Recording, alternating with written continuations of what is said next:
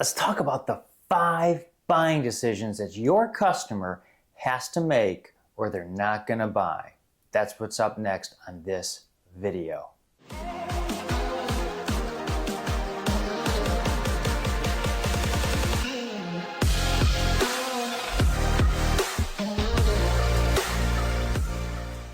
Quick, before we get into the video, please like and subscribe.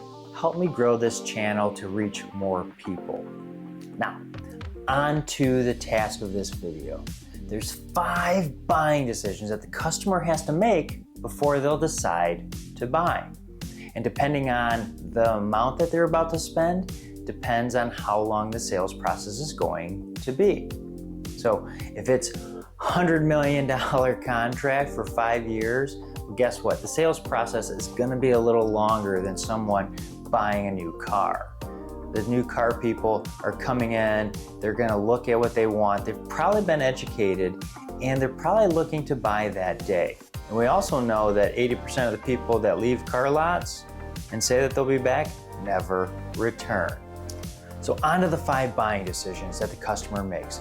Number 1 is the salesperson. That's right, us. Us as individuals and us as an organization or a team. We have to set the foundation of this relationship. That's right.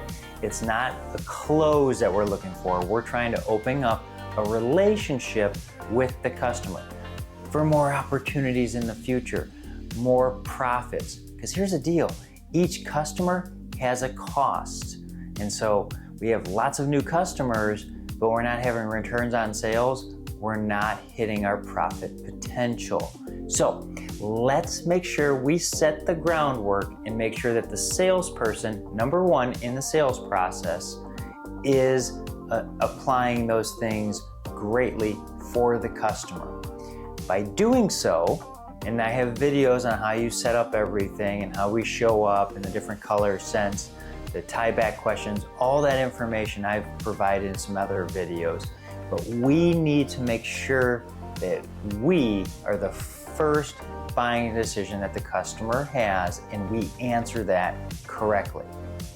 Number 2 in the buying decisions is our organization. Especially true for Gen Zs and millennials, because they want to team up and partner with organizations that aren't just trying to collect a paycheck. They're looking for people who are out there in the world helping out.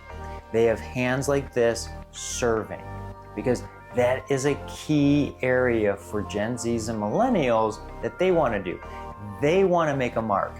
They want to help society. They also want to partner with organizations that do so as well.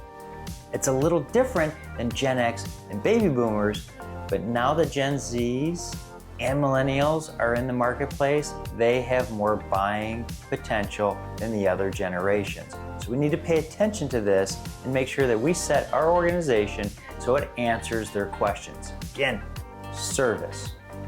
Now, the 3rd buying decision, finally the product. And I know as salespeople, you're probably saying, got this one all figured out. But here's the problem.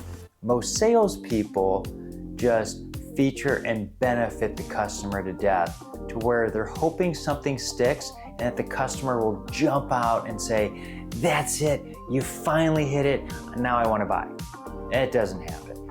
We as salespeople start by asking the right kind of questions at the beginning so we can highlight those things that are most important to the customer in this stage of the sales process. When we present our product, it's because way back when we actually set it up correctly so we can show the highlight reel of our product or service, and the customer is engaged more.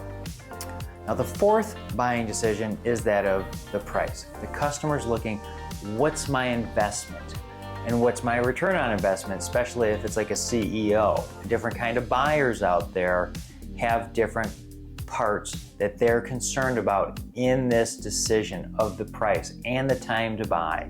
So we need to make sure we identify those people and which one of them is looking for each individual kind of purchasing and what's the investment, and how does that investment actually tie back to the product. So we need to make sure we know which part the buyer is playing and which kind of buyer they are if we're going to succeed.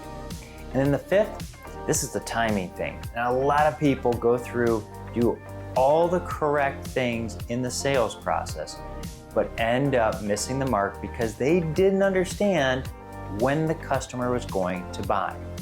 I've had people send me quotes of product. Well, they just became a commodity. And I'm not looking to buy right now. I'm looking for in the springtime or 6 months out. But because they didn't qualify me and they just sent all the information in, there's no value there. And they get put in a little compartment here with everybody else, and they hope that I'll call them back. 9 times out of 10, they're probably getting ghosted, unfortunately.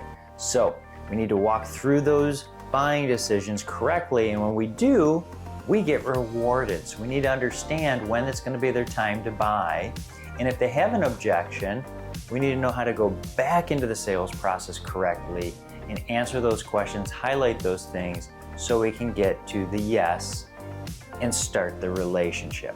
Now, if you have more questions about the sales process, feel free to reach out. My contact information is below. We'll see you next time.